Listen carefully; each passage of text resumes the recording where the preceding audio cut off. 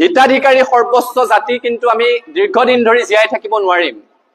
এই কথাটো ক'লে আমাক বেয়া পায়, এপাত খেল এৰি দিয়ে আমালৈ।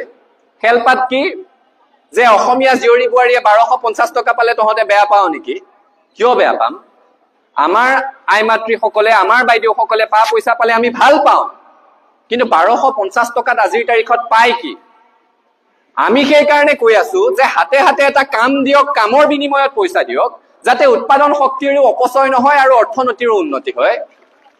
আমাৰ চৰকাৰ চাব, যি দলেই নহওক, ৰাজনৈতিক দলসমূহে সচৰাচৰ আহোম সাম্ৰাজ্যৰ কথা কয়, হেংদাঙৰ কথা কয়, কিন্তু আহোম সাম্ৰাজ্যৰ পৰা শিকিবলগীয়া বাকী কথাবোৰ নিশিকে। আহোম স্বৰ্গদেউসকলে বিনা পৰিশ্ৰমে পাৰিশ্ৰমিক এই ধাৰণাৰ পৰিপন্থী আছিল। আমি পিপু শিশু সাধু সকলোৱে শুনিছো, ধুদৰ আলি নিৰ্মাণ কৰিছিল, মানে লক্ষ্য কি? ধুদ হৈ কোনো জীয়াই থাকিব নোৱাৰিব, কাম কৰিবই লাগিব। আমি পাইক প্ৰথাৰ কথা শুনিছিলো, প্ৰতাপ সিংহই কি সুন্দৰকৈ আগবঢ়াই লৈ গৈছিল পাইক প্ৰথা। তাৰ উদ্দেশ্য কি আছিল?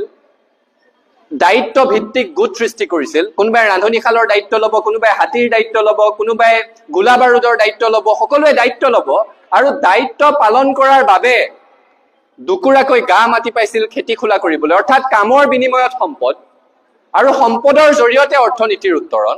আহোম সাম্ৰাজ্যৰ পৰা সেই কথাওতো আমি শিকিবলগীয়া আছে। এই কথাকেইটা কলো কাৰণ বিহুৰ সৈতে আমাৰ অৰ্থনীতিৰ সম্পৰ্ক আছে, আৰু আমি